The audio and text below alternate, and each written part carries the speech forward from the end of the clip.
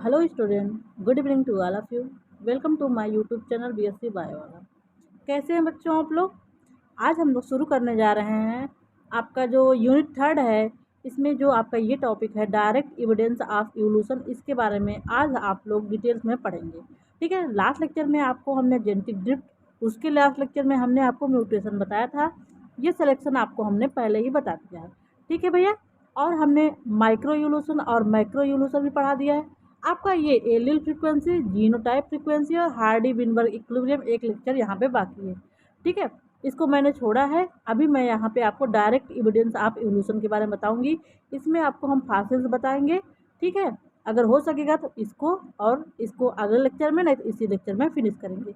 उसके बाद अगले लेक्चर में फाइलोजेनी। मैक्सिमम आपका 3 लेक्चर में ये यूनिट आपका फिनिश हो जाएगा। ठीक है भैया, तो आप लोग समझ गए होंगे। आइए हम लोग देखते हैं फॉसिल्स के बारे में। ठीक है, तो आप लोग अपना नोट्स जिसको बनाना है नोट्स बनाइए। ओके, आइए देखते हैं। तो बच्चा, आपका ये कौन सा यूनिट है? आपका ये यूनिट थर्ड है। यूनिट थर्ड है। 2 यूनिट हम लोगों ने हार्डी विनबर्ग इक्विलिब्रियम को छोड़ के 2 यूनिट कंप्लीट कर लिया है। ठीक है, तो आइए यूनिट थर्ड देखते हैं। यूनिट थर्ड में आपका टॉपिक है direct evidence of evolution. Direct evidence of evolution का मतलब क्या है? डायरेक्ट मतलब प्रत्यक्ष, एविडेंस मतलब प्रमाण। इवोल्यूशन तो आप जानते ही हैं। तो इवोल्यूशन हुआ है कि नहीं, इसका डायरेक्ट एविडेंस आपको किससे मिलता है? आपको फॉसिल्स की स्टडी से मिलता है। ठीक है, अगर मान लीजिए कोई फॉसिल का स्टडी हमने किया, उसके बॉडी में सेम स्ट्रक्चर एज सच मिलते हैं जैसा कि प्रेजेंट में कोई ऑर्गेनिज्म है। मान लीजिए ह्यूमन का कोई फॉसिल्स रिकॉर्ड मिला। ठीक है, और इस फॉसिल्स की स्टडी करने के बाद आज के ह्यूमन से तुलना करेंगे। अगर उसमें सिमिलरिटीज मिल रही तो हाँ भैया कहेंगे ऐसा पहले व्यक्ति था, उनसे ही इस टाइप की व्यक्ति की ओरिजिन हुई है। ठीक है भैया, ऐसे आपको डायरेक्ट एविडेंस ऑफ इवोल्यूशन में फॉसिल्स के बारे में आपको यहाँ पे पढ़ना है। तो फॉसिल्स क्या है, पहले थोड़ा सा इसका हम लोग हिस्टोरिकल बैकग्राउंड या फिर कह लीजिए थोड़ा सा इसका रेफरेंस देखेंगे ना। किसी टॉपिक को पढ़ने से पहले हम लोग उसको थोड़ा सा रेफरेंस पढ़ते हैं ना। यूँ कह लीजिए पहले उस टॉपिक के बारे में एक्सट्रैक्ट को देखा जाता है। ठीक है, तो आइए देखते हैं हम लोग फॉसिल्स क्या है। Fossil provide direct evidence about organic evolution. ठीक है, इवोल्यूशन के बारे में जो प्रमाण अगर आप देख रहे हैं, उसमें से फॉसिल्स बेस्ट प्रमाण है जो बताता है कि हाँ भैया इवोल्यूशन यहाँ पे इस ऑर्गेनिज्म का इवोल्यूशन ऐसे हुआ है, जैसे मंकी से ह्यूमन की ओरिजिन हुई है।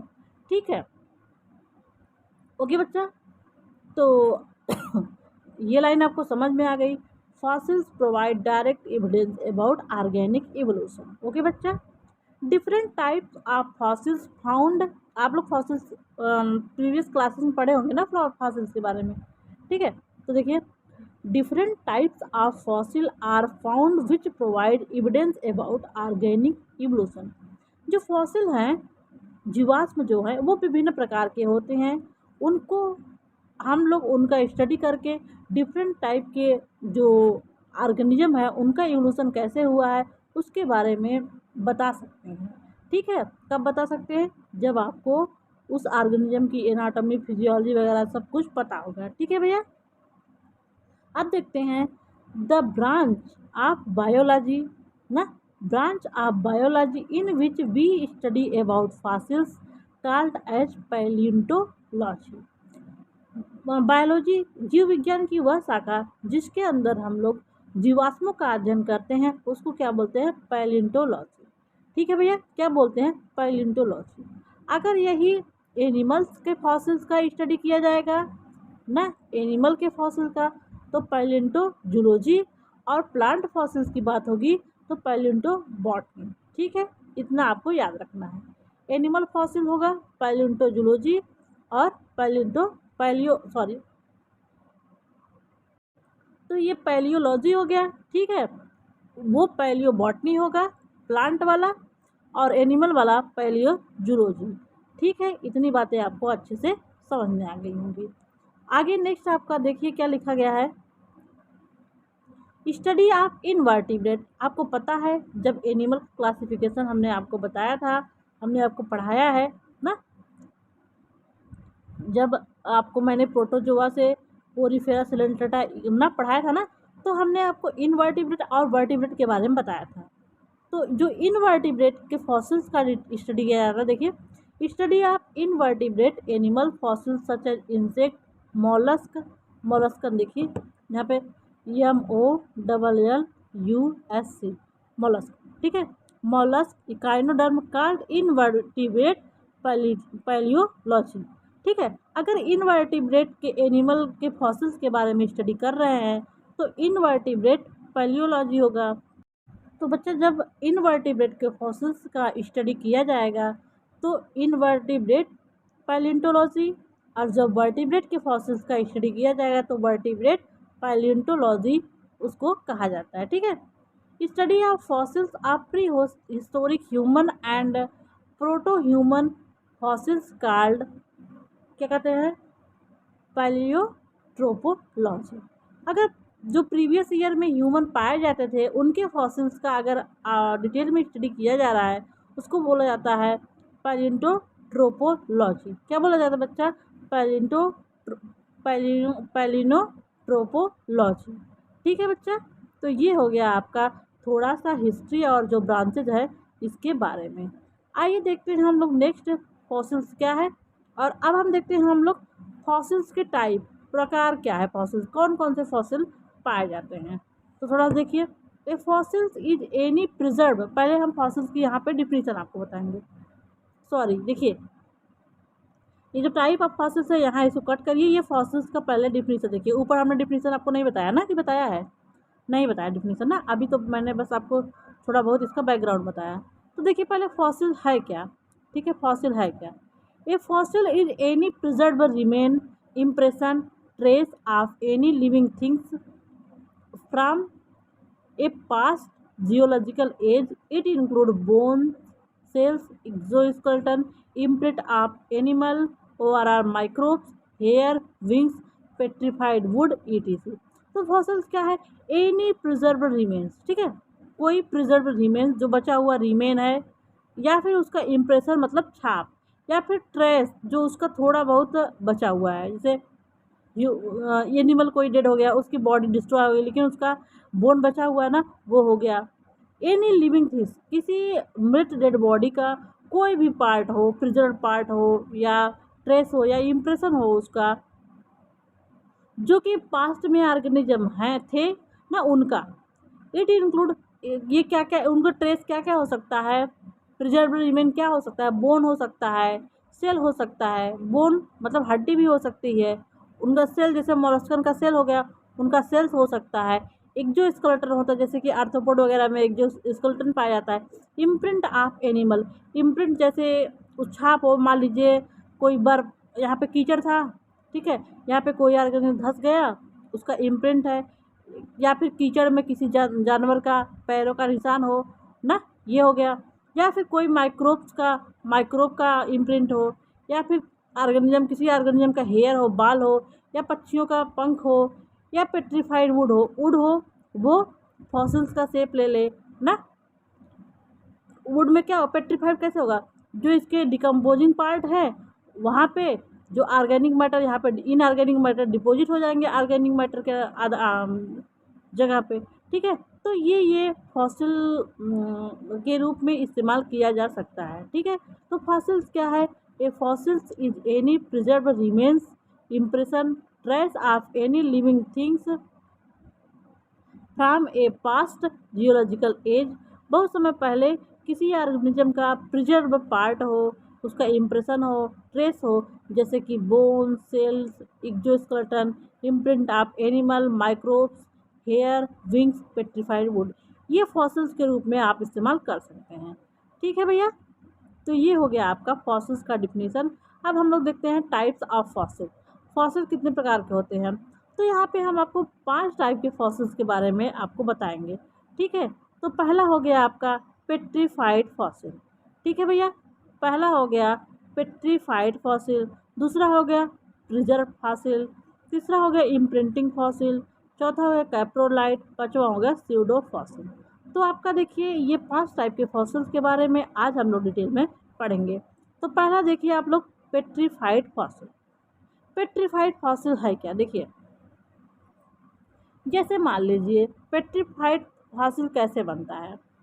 जैसे मान लीजिए कोई ऑर्गेनिज्म का डेथ हो गया, ठीक है, और देखिए यहाँ पे हमने बताया है this fossil form which are form this the fossil which are form after buried in sediment. कोई सेडिमेंट है उसमें किसी कोई ऑर्गेनिज्म दब जाए ना, the soft body part become disappear. जो उसका सॉफ्ट बॉडी पार्ट है उस पर माइक्रो ऑर्गेनिज्म अटैक करके डिसअपियर कर देंगे, उसको डिस्ट्रॉय कर देंगे।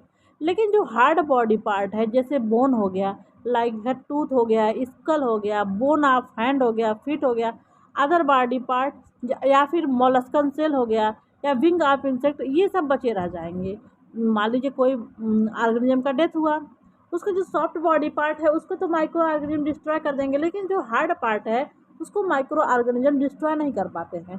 तो ये जो हार्ड पार्ट बचे रहते हैं, खुदाई हुआ, खुदाई के दौरान ये प्राप्त हुए, तो उसका स्टडी करके पता लगाया जाता है इसकी ये किस ऑर्गेनिज्म का बोन या फिर किस बर्ड का ये पंख हो सकता है या विंग कैसे किसका हो सकता है, ठीक है। तो ऐसे पता लगाया जाता है।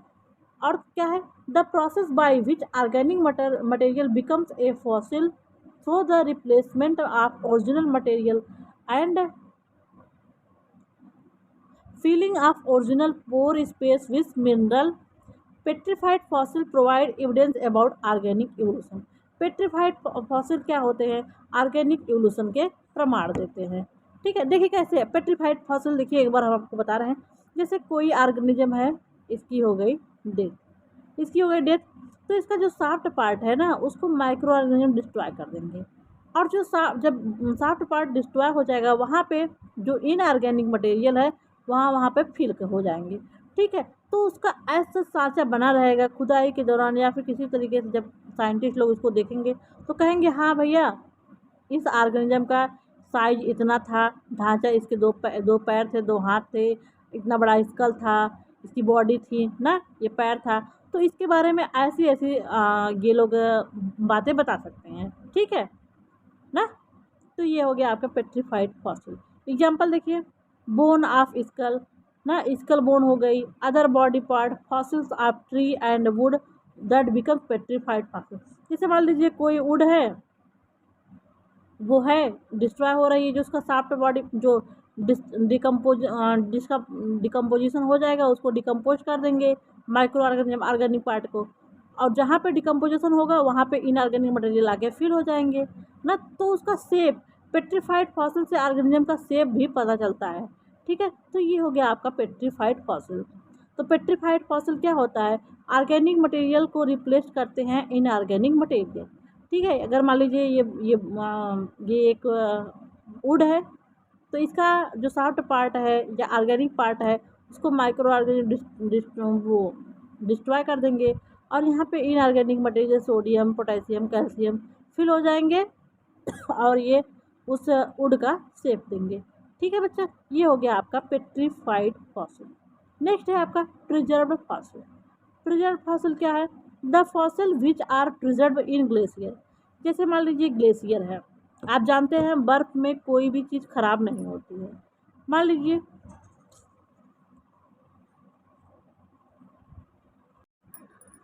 देखिए प्रिजर्व फॉसिल क्या है, जैसे मान लीजिए कोई ऑर्गेनिज्म की डेथ हो गई, ठीक है, डेथ हो गई, तो वो ऐसे स्थान पे है जहाँ पे बर्फ़ ही है, बर्फ़ है, यहाँ मान लीजिए बर्फ़ है और इसकी बॉडी है, कोई ऑर्गेनिज्म की ये बॉडी है, तो बर्फ़ में बॉडी सड़ती नहीं है, इसके ऊपर बर्फ़ गिरता चला जाएगा और बॉडी इसकी ऐसे यही में प्रोटेक्ट रहेगी, ठीक है।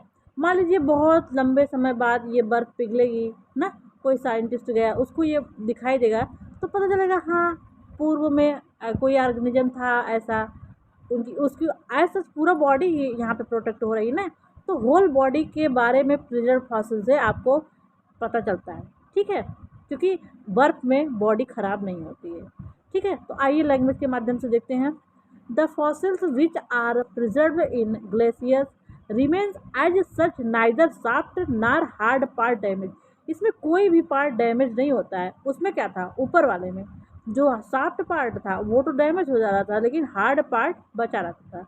लेकिन यहाँ पे होल बॉडी पार्ट प्रिजर्व, ये जानते हैं ये बेस्ट फॉसिल होता है, क्योंकि इसके बारे में डिटेल में स्टडी, कोई ऑर्गेनिज्म की अगर बॉडी मिल जाएगी तो साइंटिस्ट उसमें उससे डिटेल स्टडी कर सकते हैं।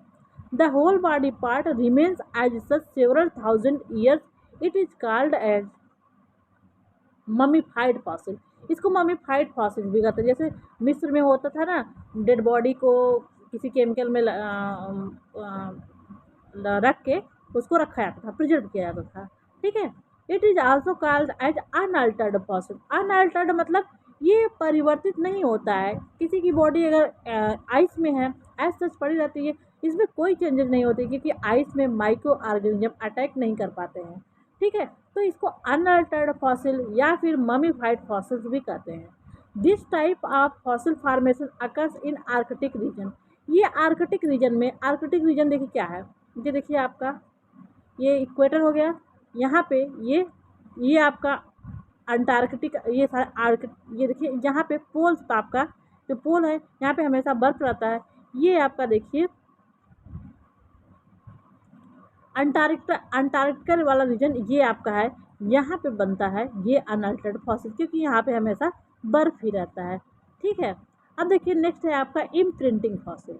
इम्प्रिंट मतलब क्या होता है, बस किसी का छाप हो, ठीक है। इम्प्रिंट फॉसिल्स में आप जब आगे पढ़ेंगे तो आपको बस पता चलेगा यहाँ पे बस ऑर्गेनिज्म का छाप है, इम्प्रिंट है। जैसे होता ना कि हमारा फिंगर प्रिंट लिया जाता, प्रिंट बस है, इम्प्रिंट है, ठीक है बच्चा। देखिए इम्प्रिंट फॉसिल क्या है।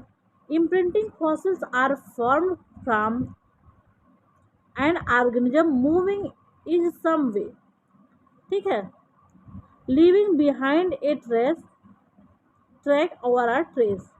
Plant and animal both are undergoes this type of fossilization.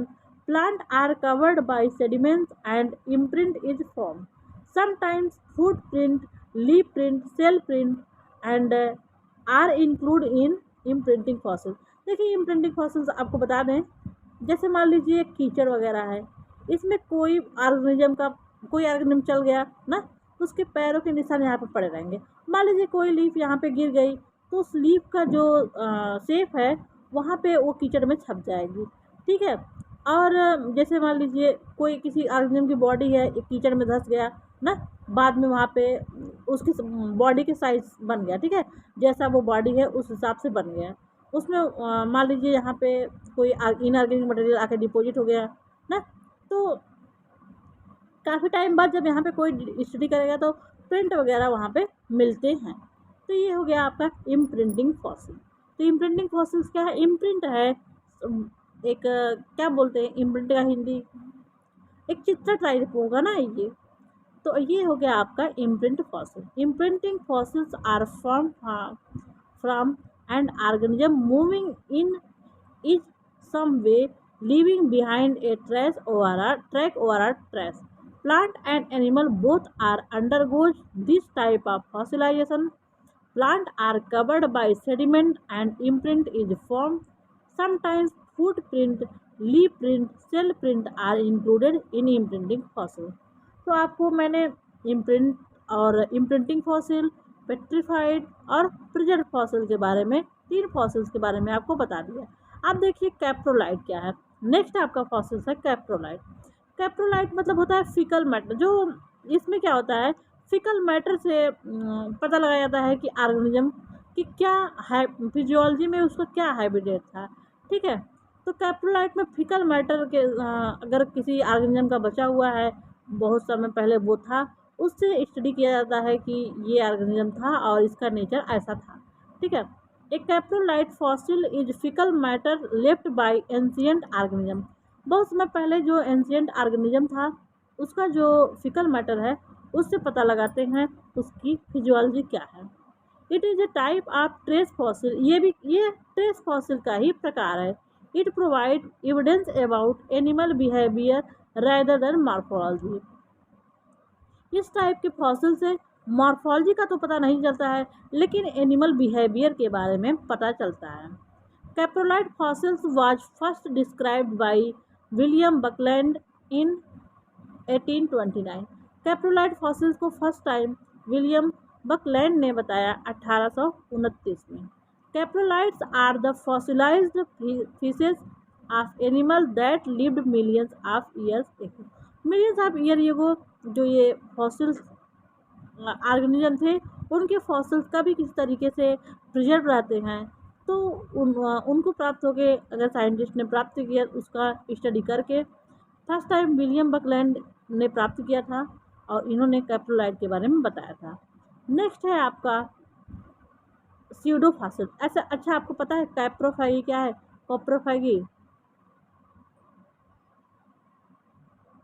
इसके बारे में आप लोग हमको बताएंगे और इसका एग्जाम्पल बताएंगे कमेंट बॉक्स में, ठीक है। नेक्स्ट है आपका पांचवा है स्यूडोफॉसिल। स्यूडो मतलब झूठा ना, झूठा fossil. Pseudo fossils are inorganic objects making impression that might be mistaken for fossil. इसमें होता है जैसे कभी कभी होता नहीं कि रात के अंधेरे में सोचिए ये हो सकता है ना, कोई जानवर हो सकता है या फिर भूत है ना, तो होता है ना कि इमेजिनेशन करते हैं तो लगता है कि हाँ है। तो कभी कभी क्या होता है, ऐसा लगता है फॉसिल है लेकिन ये फॉसिल नहीं है। कभी पहाड़ी फॉसिल्स का शेप कोई ऑर्गेनिज्म का शेप ले लेती है, लोग कह रहे हैं देखिए इस पहाड़ी में ऐसा इस ऑर्गेनिज्म का शेप बना है, ह्यूमन बना है। तो क्या होता है, ये फॉल्स फॉसिल होते हैं, ट्रू फॉसिल्स नहीं होते हैं, बस ये शेप ले लेते हैं, ऐसा किसी तरीके से शेप ले लेते हैं। तो ये है आपका स्यूडो फॉसिल। देखिए ओवरऑल हमने बताया sometimes like shape of rocks, stone, print look like fossil called pseudofossil. Pseudofossil are found by in organic or a non-living process, but look like fossil or other sign of life. कभी कभी ये किसी किसी organism की तरह ये fossil दिखते हैं बट ये ट्रू फॉसिल नहीं होते हैं। The most common of this pseudofossils are concretion, nodules and dendrites, ठीक है, which mostly form during weathering of sedimentary rock of different type. ठीक है बच्चा, ये हो गया आपका स्यूडोफॉसिल। नेक्स्ट लेक्चर में हम लोग देखेंगे आपका डेटिंग ऑफ फॉसिल, कैसे फॉसिल्स के डेट का पता लगाया जाता है कि ये फॉसिल कितना पुराना है। ठीक है भैया, तो डेटिंग ऑफ फॉसिल में हम लोग यहाँ पे इसको पढ़ेंगे। ठीक है भैया, थैंक यू सो मच। मिलते हैं आपका नेक्स्ट लेक्चर में। इस लेक्चर में हमने फॉसिल्स के बारे में पढ़ लिया। ठीक है।